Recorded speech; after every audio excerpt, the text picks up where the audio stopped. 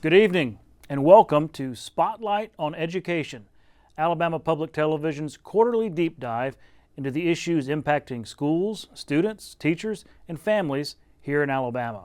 I'm Todd Stacy, hosting from our studio here in the State House as the Alabama legislature is scheduled to begin its 2025 regular session in less than 3 weeks. Education is always a top issue for state lawmakers, if for no other reason that the Education Trust Fund budget takes up the lion's share of all state spending. After multiple years of record growth in the education budget, partially due to federal relief dollars trickling up through the tax base, revenues are beginning to level off and return to normal.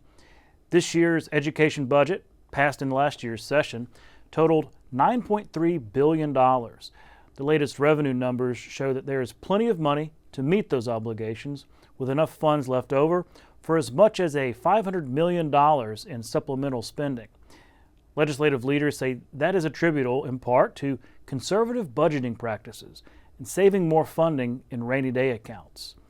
While Alabama has celebrated record spending on education in recent years, analysis from APT education reporter Trish Crain reminds us that inflation has not only made those increases necessary, it has also eaten into their impact on the classroom.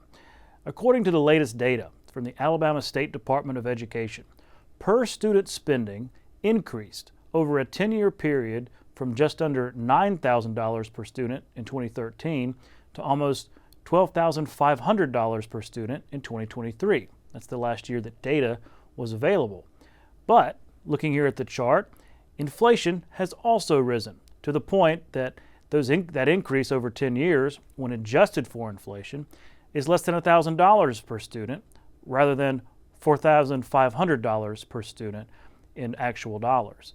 School leaders say that that's why federal relief money was so important over the last 4 years.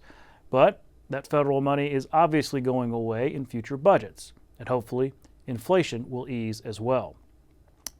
The state report cards came out just a little over a month ago and showed some progress for Alabama schools.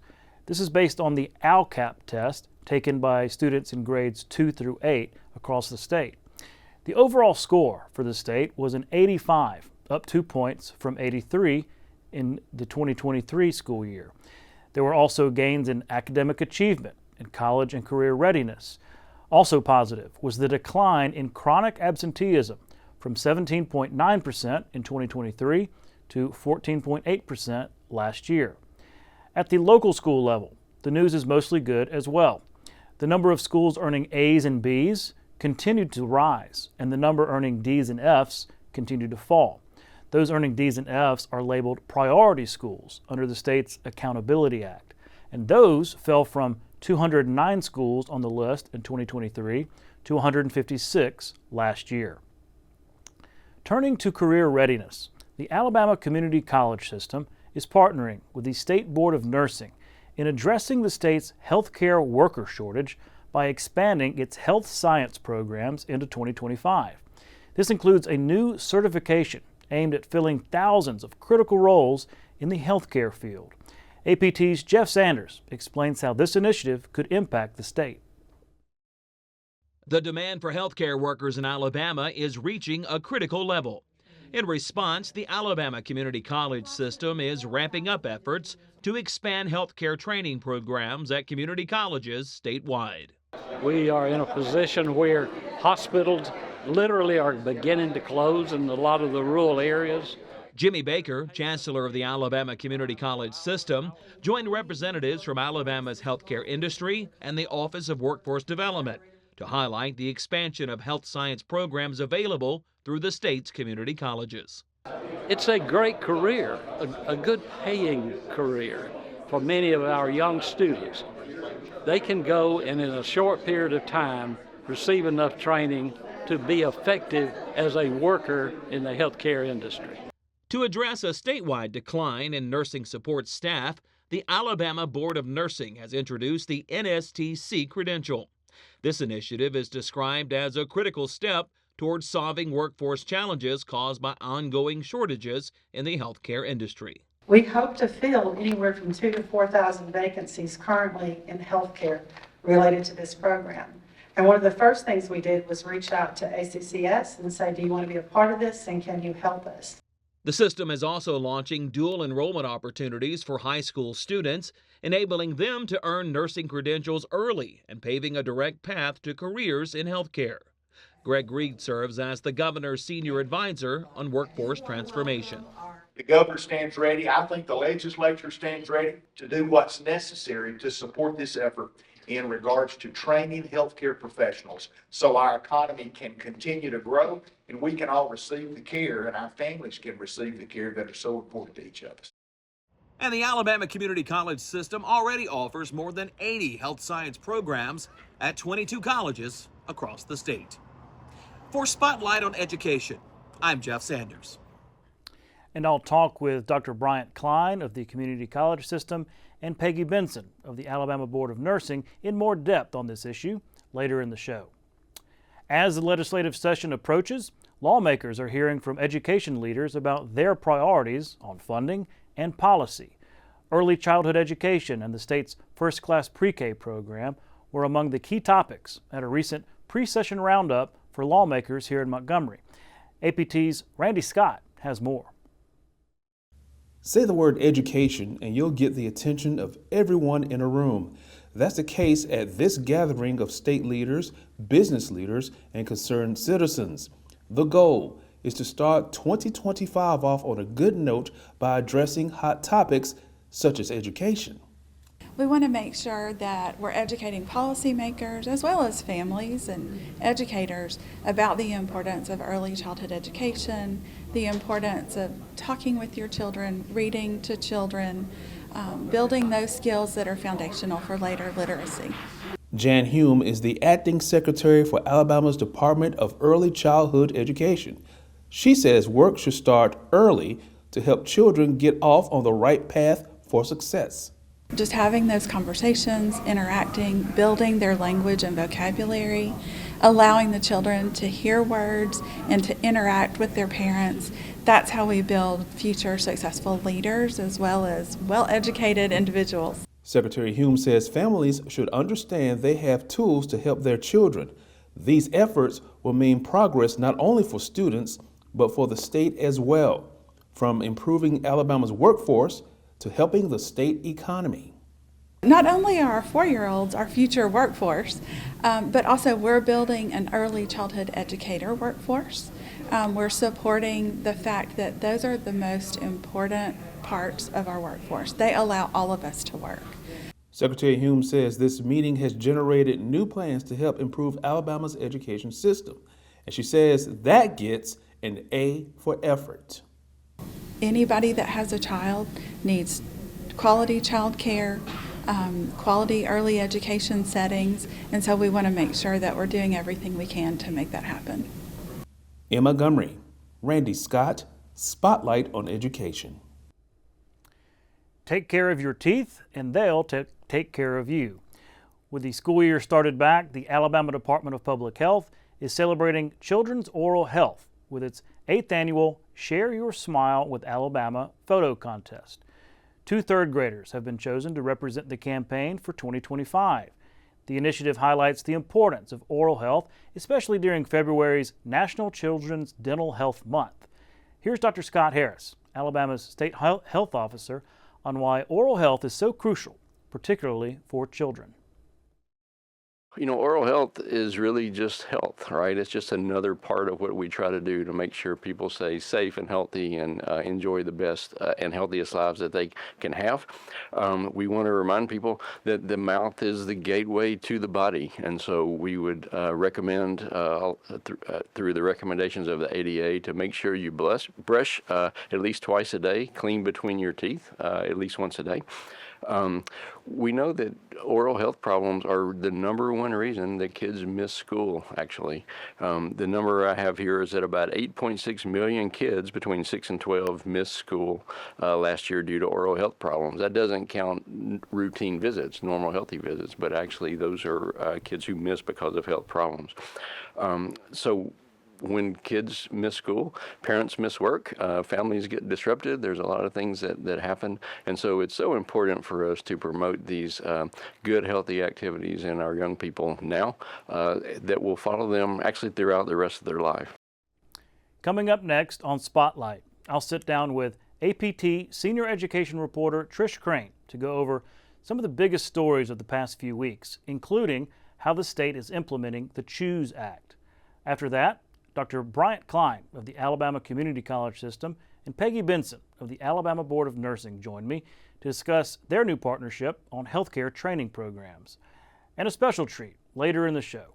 APT Family Engagement Specialist Becca is in studio to share all the ways families can take advantage of APT resources and where the next Be My Neighbor Day with Daniel Tiger is taking place.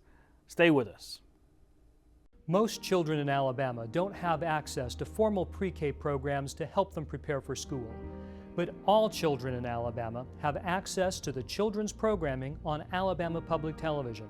And these programs are proven to help children start school better prepared to succeed. Just watching programs like Sesame Street, Super Why, and Curious George can have a profound impact on how well kids do from kindergarten all the way through high school.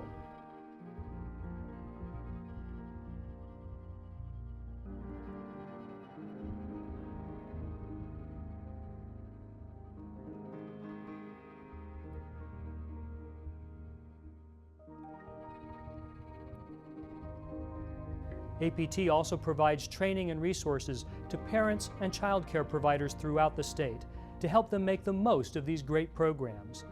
It's on-air pre-K every day on Alabama Public Television, and APT encourages parents to watch these valuable programs with their children. Welcome back to Spotlight on Education. Lots going on in the education space in Alabama, and joining me next to talk about it is APT's senior education reporter, Trish Crain. Trish, thanks for coming on the show. Great to be here, thanks. Well, we always need your expertise and analysis when it comes to everything that's going on in education. We just reported on a lot that's going on based on your reporting. So I wanted to start with the CHOOSE Act. You've done a lot of reporting on this. It's a big month for that, right? It basically went into effect in terms of people can apply. Correct. Started seeing families apply. It actually won't start really in terms of children and schools until the next school year. But based on your reporting, what have you seen in terms of the developments around the CHOOSE Act? So as it gets closer, right, people kind of have more questions. You get into the details. The Alabama Department of Revenue has a website up, really helpful. Class Wallet, who is sort of administering the payment part, they've been doing webinars. But we have seen great interest in applications. As of earlier this week, there were 7,800 applications for 13,400 students. That's a lot. Okay. You know, it's only been open for 2 weeks since January the 2nd. So we're seeing a lot of interest. We're seeing the participating schools sign up, right? And that application process is open all year round. There isn't, a window where schools or education service providers have to apply. So that list will get updated. Looks like they're updating it weekly. Most of the participating schools are private schools, right? But we do have a couple of public schools also. I want to ask you about that, but just to kind of clarify, so it's this $7,000 or up to $7,000 education savings account. Some people call them vouchers or whatever. And so it's kind of sounds like it's sort of a two-way street because number one, a family who wants to take advantage of that needs to apply. Right. But schools, they have to apply too to be a part of the program, a participating school. So you could have a private school out there that says, yeah, this really works for us. You could also have schools that say, no, we don't necessarily want to participate. It doesn't work with what we do. So they're not forced to participate. Exactly. And even if you participate, you're not forced to take a student with an ESA. Okay. You can still choose. But the Catholic schools, very excited about this. They've held some of their own webinars to inform their families about it. So they're all in. And then, the Alabama Independent School Association is doing what it can to talk with its families about, yes, you want to be a part of this. And remember, the first 2 years, there's income eligibility. Right. You know, in the third year, it becomes universal, where everyone is eligible to apply for an ESA. But the first 2 years, it is families' adjusted gross income can be no more than 300% of the federal poverty level, which is about $93,000, $95,000 for a family of 4. Okay. Now, anybody can apply right now, Right. but you may not be, the income threshold might apply to you, or you'll find out that way. Exactly. And in fact, the Department of Revenue encouraged people to apply, even if they think they don't qualify, just to gauge interest. Okay. They said lawmakers they'll want to know how many people are interested in this. Absolutely, yeah. That's what we're waiting on is some data, which is why we like having you around on all of your reporting data. So, what your kind of breaking news this week was about a public school component to this, because every time we talk about Choose Act, an education savings account, it's just sort of baked in that we're talking mostly about private schools. Right. But you've reported that there's actually a way for folks seeking other public schools to also take advantage of ESAs. Tell me more about this. Yes, so it's a part of the law. It's there in the law. Again, it just didn't really get fleshed out until we got closer to the application date. If you are a public school student, full-time enrolled in a public school, and you go to a participating public school that charges you tuition, which that's only going to happen if you're going out of district, right? So Okay. you're like choosing to leave your zoned public school for a different public school, right? So that's the school choice component, right? Yeah. So the ESA, assuming you meet all other eligibility requirements, a public school student can get an ESA and have access to that full $7,000. If they're charged $1,500 in tuition, they can use the remainder for eligible educational expenses at the participating public school. Interesting. We don't know exactly how many kids that might be, but that is a way for public schools and public school students to take advantage of this educational freedom. We've got this interesting flow chart that you created. Kind of walk us through how this actually works. Okay, so the public school student, it's kind of a gateway, right? The gateway for a public school student, a full-time public school student, to even get access to an ESA is that they have to attend a public school that charges that student tuition. Like you said, moving districts or something. Right, yeah. right, moving districts, right? So charter schools don't charge tuition.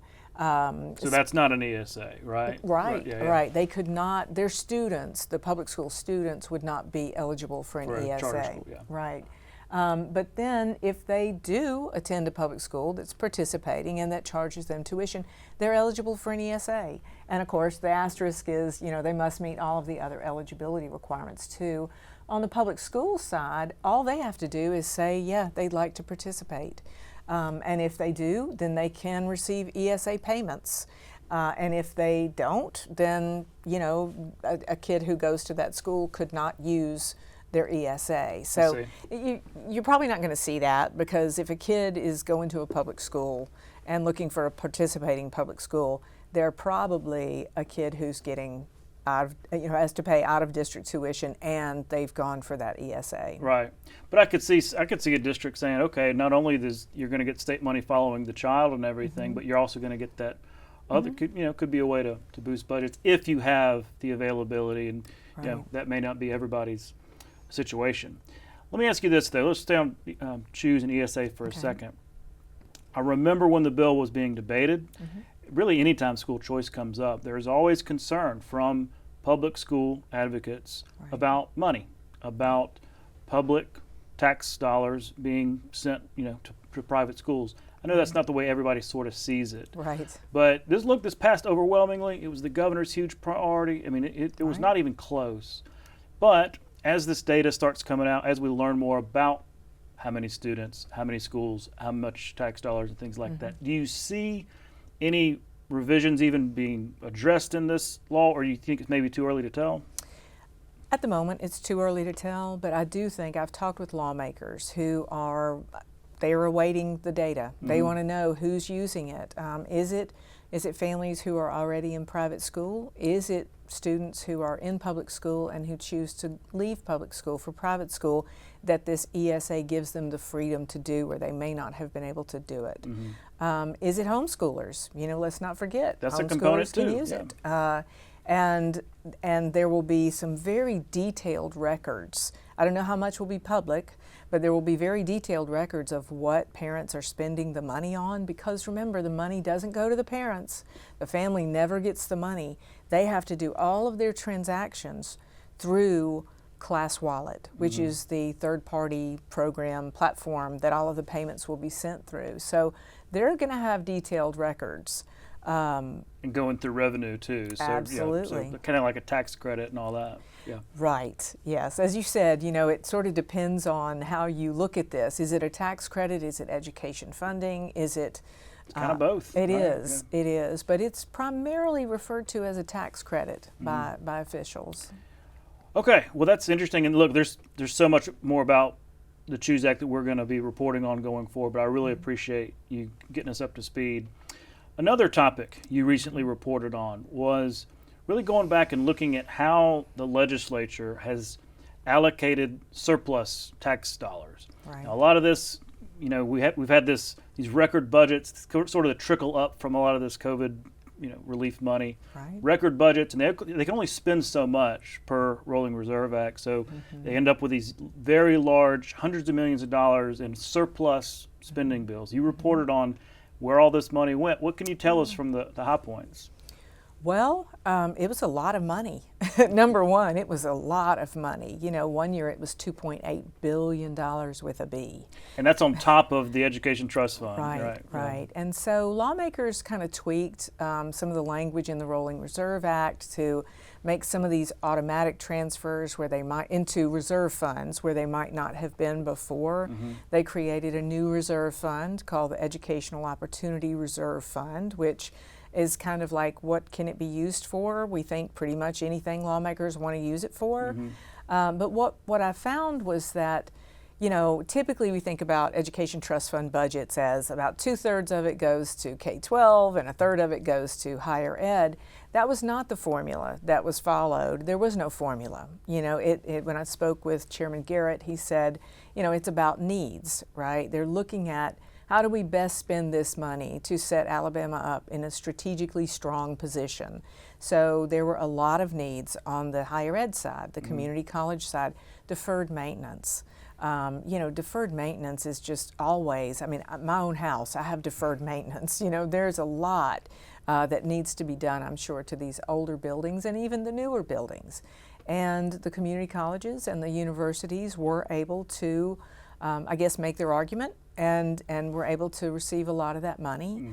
K-12 wasn't shut out, you know, but it did not receive, I think they felt shortchanged. I think that's fair to say. I heard each year as we would go through these supplemental allocations, there was grumbling on the K-12 side to say, you know, if this had gone through the regular budget process. They're used to that split. Right, Yeah, used right. to that sort of it's an unwritten sort of thing. Correct. But, you know, at the same time, I remember, and you know, a couple of years into this, that, you know, hearing from higher ed, hearing from community colleges that, look, you know, we've got needs that haven't been addressed. We've been shortchanged by the state going back decades. So maybe they felt like it was their opportunity to finally get. And this is one-time money. It's not like in perpetuity. So I guess you heard some of that too. Oh, absolutely. Yeah. I mean, higher education officials really, they needed it, is what they'll tell you. You know, that this is capital expenditures. Some of it is expanding programs like career tech programs, you know, building up an automotive workforce training center, something like that. But yeah, the idea behind it was it would be one-time expenditures. Now, you know, I think in terms of, but down the line, it's going to have its own deferred maintenance, right? Everything you build and must be taken care of. But I mean, there were some really interesting projects in that, and I'm looking forward to following up on them. You know, what got built, what maybe didn't, what has been stalled.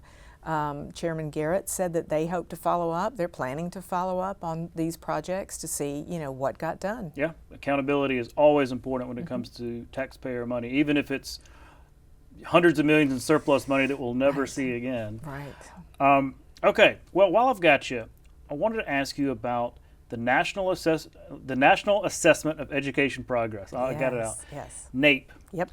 This has been a big deal for a while, but kind of got interrupted a little bit by COVID.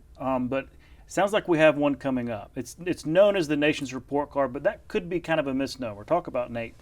Yeah, NAEP is a really interesting assessment because, number one, it was never designed to rank states, right? The idea behind it is that all the states give the same test to a sampling of students, 4th and 8th grade, reading and math, right? And they'll say over and over again, the researchers will say, please don't rank your states, please. And hey, we're in the top 30, we're in the top 25. Well, right. We naturally, our brains naturally want to say, hey, we're in the top half. Yes, we want to compare. But it was designed for the state to compare to itself because you can break it down by groups. You can break it down by race. You can break it down by top performers and low performers on the test. Like this is a huge, the federal government's way of like presenting all this data. So somebody like me, I love it. I can't wait to dive in. I want to see what's happened since 2022. Alabama held its own. Really in 2022, we did not suffer as much of a loss as other states did. I don't know, is that a double negative? I don't know, but at least I think education, K-12 educators felt good about what they were able to sort of salvage through the pandemic. You had so many states, really most states, right. almost all, with so much education loss, learning loss, I guess is the right way to say that, and yet we didn't have, and some people credited that to a lot shorter shutdown over COVID than other states had. But so is this taking place this year then? Yes. So just in a couple of weeks, we're going to get the NAEP results for all of the states for the spring 2024 assessment, right? So it was given back in spring of 2024 to 4th graders and 8th graders. One thing that researchers have asked reporters to do is to remind people that the 4th graders that took this test were finishing up their kindergarten year when COVID shut schools down. Okay. So then their 1st grade year was interrupted, their 2nd grade year was interrupted. A lot of people, I've heard State Superintendent Dr. Mackey say, this has been like the first normal year that they've had in K-12 schools since the pandemic hit. So, I don't know what those results are going to show. I'm looking forward to it. I'm, keeping my fingers crossed that Alabama students are continuing to learn more and more every year. And of course, we want that progress, but more than anything, we want an accurate assessment of where we are. Kind of like what the ACAP does, which is the test everybody takes. Right. But we want to know, and context is important because, we were just now seeing the full implementation of the Literacy Act. We're probably not quite to the full implementation of the Numeracy Act. Correct. That's obviously reading and math, big deals. So that's important context for appreciating just what this is. And so I appreciate you adding that context. Before I let you go, one more thing. Okay. Lawmakers are talking about changing the funding formula for how schools across the state are allocated money. It's a very complicated subject. And I know we've talked about this a little before, but I know that there are some decision timelines coming up with the legislative session approaching. Yes. So there's a meeting next week of the K-12 Joint Legislative Task Force on School Funding.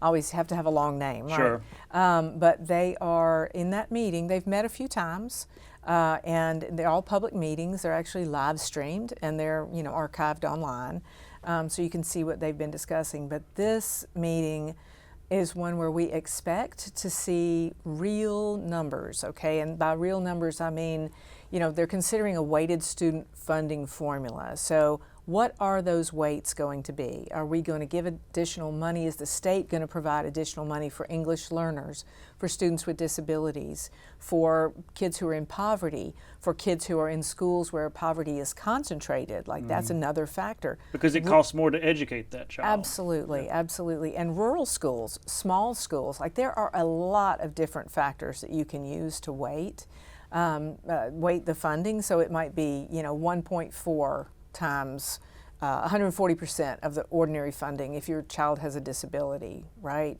So there are questions. A lot of K-12 school districts are anxious to see, are we going to be able to, like the deal is no one loses money, right? Everybody gets more money. And you can kind of say that year to year anyway. Schools generally get more money, but they're trying to do it without raising taxes, use some of these reserve funds. So schools want to see a 5-year projection. What is it lawmakers are saying we would probably implement this over a 5-year period. So some sort of hybrid program for the next 5 years. And we'll see where lawmakers are. Yeah, I could see that, baby steps, but it is important to address because we would be one of the last states to really finally modernize our funding formula. Right. Trish, we're out of time, but before we go, I want, folks in the education community may be watching, maybe they have ideas, story ideas, things we should be paying attention to. Yeah. How do they get in touch with you? You can pretty much Google me and come up with phone numbers and email addresses, but my email address is tcrain, C-R-A-I-N, I think maybe it'll be on television, right. At aptv.com. .org, yeah. .org, sorry. Yeah, so, I always want to know ideas. Like, some of the best ideas come from people who, you may not be interested in this, and then it turns into this really interesting thing. There are great things going on in schools and higher ed, but, some of those people call with whistleblower type tips. Like, we want to hear those too. Sure, yeah, absolutely. Utilize that. Trish, thanks again. Look forward to having you back on soon. Thank you. We'll be right back. Alabama Public Television is your place for quality educational services. Free professional development for educators and child care providers. Access to free curriculum-aligned videos, lesson plans, and instructional resources with PBS Learning Media. And all the PBS Kids programs parents know and trust. Learn something new every day with Alabama Public Television. Visit us at aptv.org/education to learn more. Montgomery native Percy L. Julian was an internationally acclaimed chemist. The third African American to receive a PhD in chemistry, he specialized in the chemistry of natural products and their synthesis in the laboratory. This technology is very important in medicines, food products, paints, and firefighting foams, among other things. Julian received many awards, including election to the National Academy of Sciences and the National Inventors Hall of Fame. Welcome back to Spotlight on Education. As we reported earlier, the Alabama Community College System is partnering with the State Board of Nursing to expand its health science programs in 2025. Here's a clip of one such success story. My mom went down fairly quickly. She had a stroke on both sides of her brain. And I saw how the nurses were taking care of her and how rewarding it seemed to them. And I'm like, I would really like to do that. Southern Union, their nursing program, the LPN program is amazing. Miss Brown, she allows you to practice every skill that comes up. She also hangs back while allowing you to experience and build on those skills. Southern Union, in preparing us for the nursing world, I think they did an amazing job. I found a job while in school, so it takes no time. I mean, nurses are in demand. I had not even taken my boards, and I had already had a job here at Oak Park. I come here every day with the same attitude. Some of them keep me laughing, some of them just want to talk and they just want to listen to ears, so I stand there 3 to 5 minutes just listening to them, whatever they're talking about. I have one resident that every day I come back in, she's like, I'm happy you're here. Kim, I'm glad you're here. It just reminds me of why I got into nursing. It's very rewarding, and it keeps that constant reminder that I'm here where I thought I would be. And joining me next is Dr. Bryant Cline of the Alabama Community College System and Peggy Benson of the Alabama Board of Nursing. Thanks for coming on Spotlight. Thank you. Well, y'all had this big announcement this week about, nursing support technicians and what the Alabama Community College system can partner with the Alabama Board of Nursing to really fill this gap and partner with each other to offer students a pathway into this, career that really needs it. And Peggy, I remember going back and talking to y'all about this about a year ago, about maybe the roots of this. So talk about this new credentialing program, where it came from and why it matters. Well, back in August of 23, I met with the healthcare task force on the healthcare vacancies from the legislative session, and we came up with looking at developing a nursing support tech certified position, and this came out of that group as a recommendation to the legislative session. What was going to be required is that the Board of Nursing had to pass a law to issue permits for nursing support techs. We've done that from a historical perspective because we had about 12 to 14,000 workers working in hospitals currently in Alabama, all under different titles, such as 16 different titles.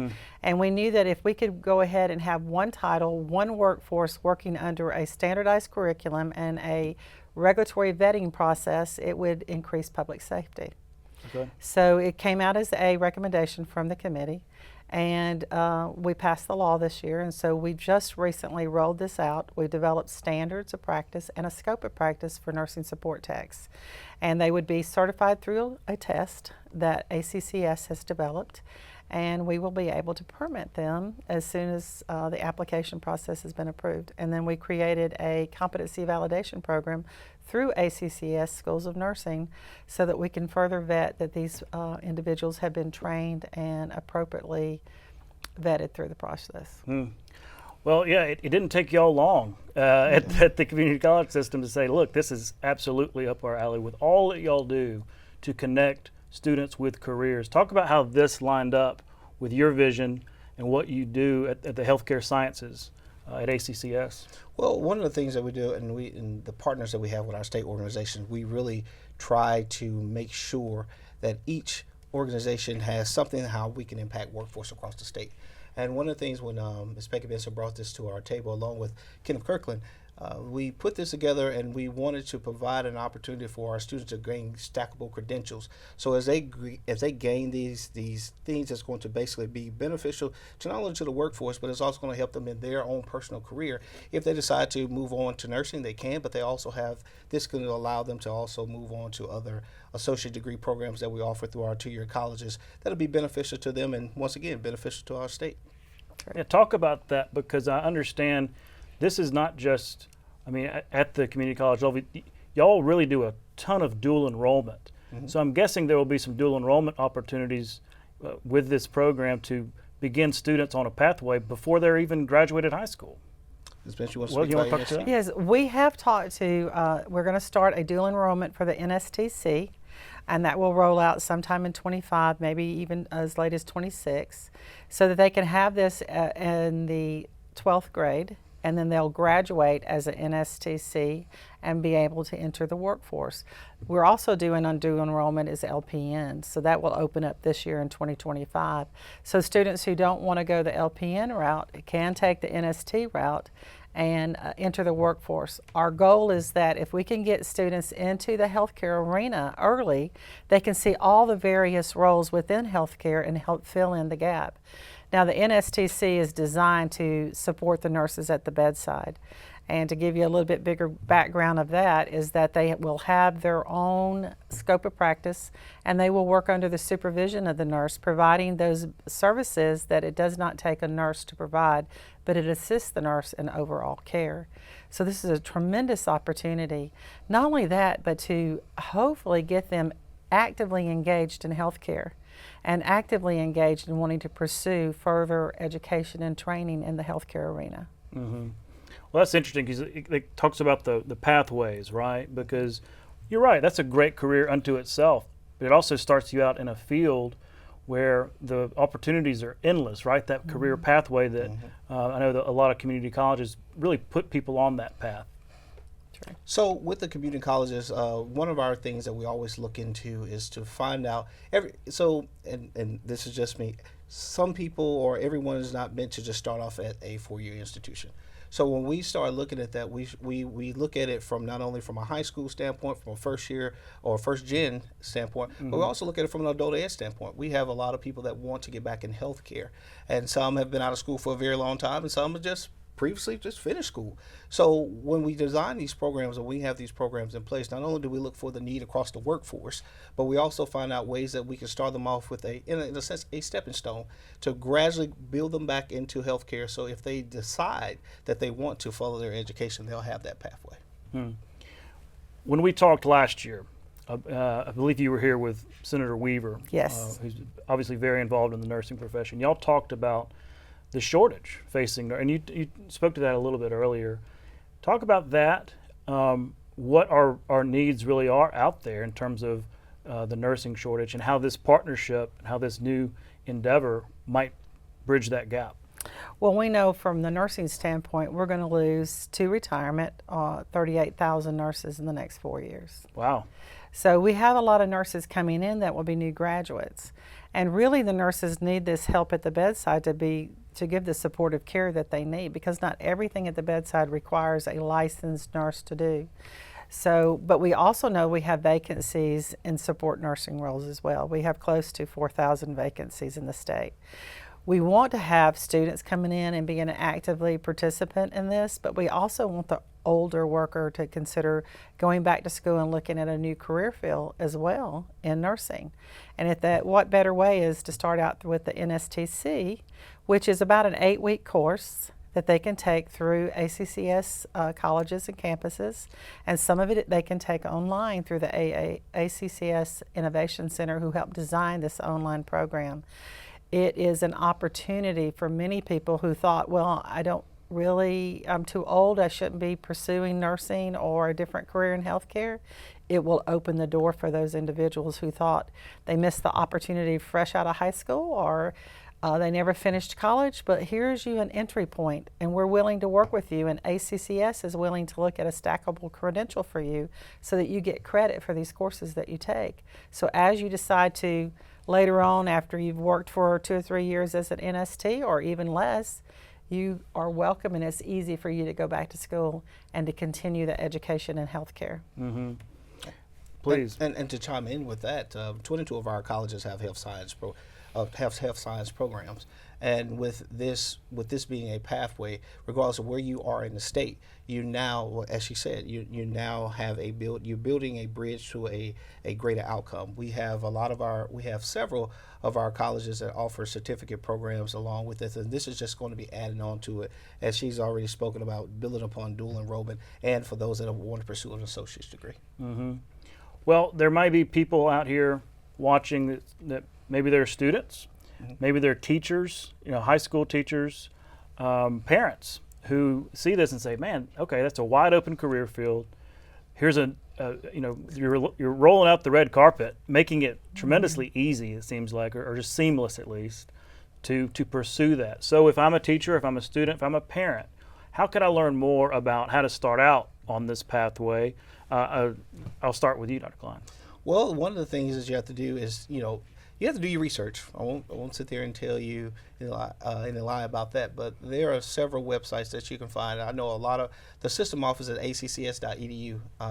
It'll provide you, we have a health science sector on there, where when you go into that section, it will provide all the resources and things that you need to get in contact with the school that you may want in your particular area. And the same thing with the Board of Nursing. They have we coincide our websites. So if they're looking for NST, or if they're looking for LPN, or if they're looking for RN, if they were to click on that school, what happens is the school, it'll have bringing out a drop box. That drop box will say, hey, this is the program you're looking for in your area. And then once they click on it, the Board of Nursing really, their website is bar none, because what happens is it provides all the information that they need to proceed to that. And then after that, it's up to the students to get to the institution. The institution then take care of it, and then, as you said, we try to make it as seamless as possible, because we want them there. If that is your interest, we want you to have all the resources that you need to be successful. Yeah, all about that workforce and connecting students with careers.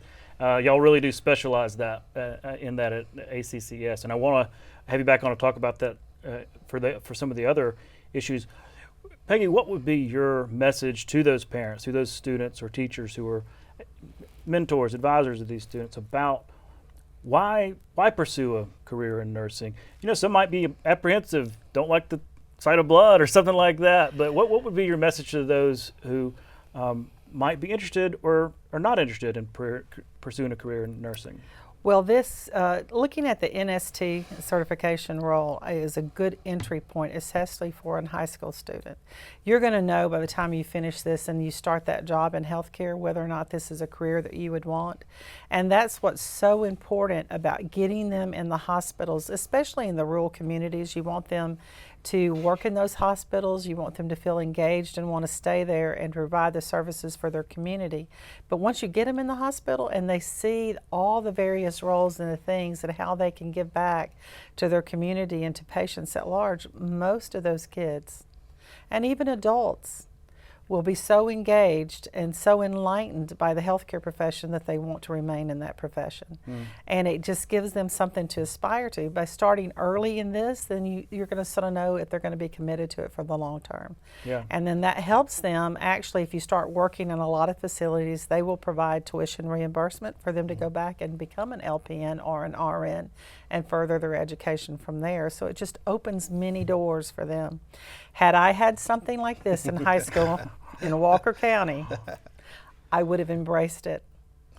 And I think we've come so far in the last, I won't tell how many years, but it's been many, that the opportunities are almost limitless. So if a parent is like, I think nursing might be good, but they might want to start out with an NSTC and then determine whether or not they want to go on for that. Because I'm telling you, once they get into the healthcare arena, they're going to want to go on. And you don't know what you don't know, right? Yes, you don't know until exactly. you are exposed to that. And I know that y'all, that's kind of y'all's mantra throughout what your training systems do for all across the workforce. Well, look, this is great information. I really appreciate it. You know, we try to, on Spotlight, talk about different things. It's not all about K through 12 education. It's not all about community. It's not all about higher ed. It's the whole mix. And so much of this is about connecting students with opportunities. And I think y'all have really hit on something that's going to be exciting to watch for the state going forward. So thank you for coming on and explaining it. I hope I'll have you back to next year to talk about all the successes that you've had. I do too. I do too. So thanks again. Thank you. Appreciate it. We'll be right back. What time is it? It's science time! Hi, I'm Mr. C, and today I'd like to introduce you to my new series, DIY Science Time. In partnership with Alabama Public Television, we've created a show that is dedicated to science, technology, engineering, and math. DIY Science Time gets students and families excited about learning and encourages viewers like you to give science a try with a simple DIY. I've been an educator for 19 years, and I know one thing always holds true. Learning science is fun and can be done by everyone. A little bit of guidance mixed together with a DIY activity is the perfect recipe to inspire all of us to explore science in our everyday lives. Fridays at 2:30 p.m. and Saturdays at 9:30 a.m.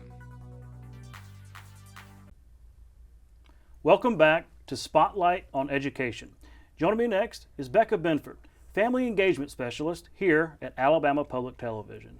Becca, thanks for coming on Spotlight. Yeah, thanks for having me. Well, I'm eager to have you on because I really want to talk about Be My Neighbor Day, and we'll get to that in a minute. But can we start with what is an family engagement specialist? Talk about your role here at APT. Yeah, so I stay really busy. My job is a statewide position, so I cover all of Alabama and try to get to as many communities as I can. And I really want families to know what resources are in their community, as well as what resources APT has. Absolutely, and we've talked a lot, not just on this program, but on Capital Journal, about all the resources that APT has to offer to families.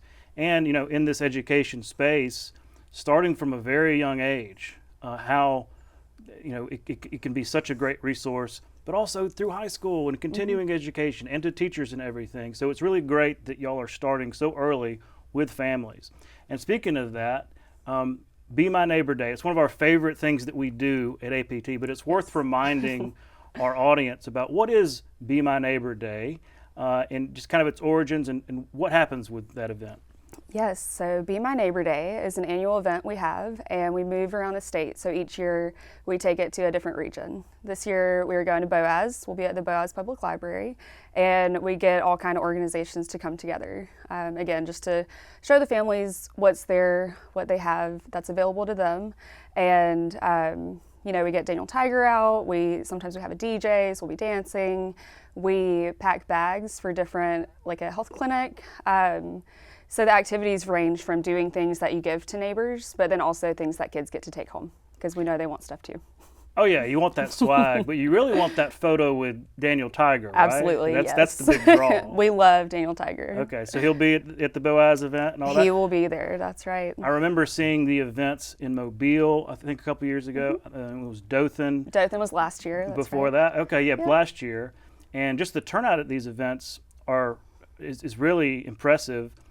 Families wanting to come engage in person with what they watch on TV on PBS APT every day. Absolutely, yes. I know once they see Daniel Tiger's going to be there, that kind of gets them a little more motivated to come out. And what's really neat is that people from cities previously have asked if we could come back and do it again. Oh, really? So that's a good feeling, knowing that we all had such a great time. Well, yeah, when Daniel the Tiger becomes like Albie the Tiger, it has to be in multiple places at one time. That's right. Apologies to our Roll Tide counterpart. Well, speaking of that, speaking of Be My Neighbor, I mean, there's no accident in that phrasing, in that framing of the event.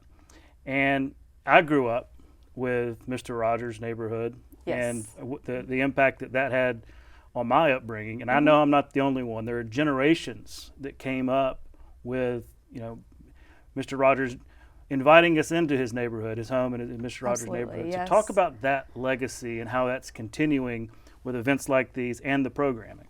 Yes, so Be My Neighbor Day came about from Daniel Tiger's neighborhood, which of course Daniel Tiger was the puppet on Mr. Rogers' neighborhood when they went to Land of Make-Believe. So it's just an effort to keep that going. I know we all love Mr. Rogers, but you want to keep it relevant. Not that it's not relevant, but just have something that families can keep watching. And families are encouraged to watch Daniel Tiger together. Studies have shown that it's best when parents watch with their children, because it gives them strategies on parenting and different things their kids are going to experience. Okay, so Daniel Tiger is not just a kids show, it's supposed to be a family show. It's supposed to be a family show, yes. We understand that, sometimes you have to get some dishes done or laundry clean, but it's beneficial to watch it together. Well, that's good to know. Yeah. Well, I know when y'all do these events, what type of local and maybe state organizations do you look to partner with sometimes when, going to a local community or maybe one for the first time? Like I'm assuming Boaz is probably their first time to host this event. That's right. So we work with statewide organizations. So typically Reach Out Read will come out, parents as teachers, parenting assistance line, but then we'll reach out to community organizations. So of course the library will be there, and then we have different groups that are specific to Boaz. So kind of once we started talking to the library, then they have these connections that they'll reach out to, and then it just kind of starts from there.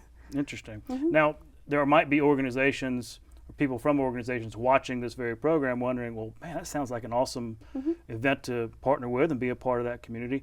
How do they get in touch with you in terms of, asking about how they could be a partner for Be My Neighbor Day this time or maybe in the future? Yeah, absolutely. So they can email me. So my email is rbinford, RBINFORD, at aptv.org, or they can call me at 205-842-3623.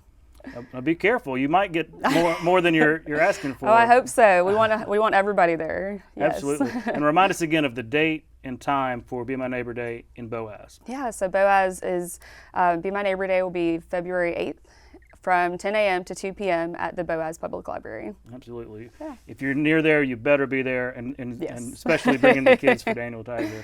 Becca, thanks so much for all you do here at APT, and thanks for coming on Spotlight. Yeah. Thank you for having me. We'll be right back. Most children in Alabama don't have access to formal pre-K programs to help them prepare for school. But all children in Alabama have access to the children's programming on Alabama Public Television. And these programs are proven to help children start school better prepared to succeed. Just watching programs like Sesame Street, Super Why, and Curious George can have a profound impact on how well kids do from kindergarten all the way through high school.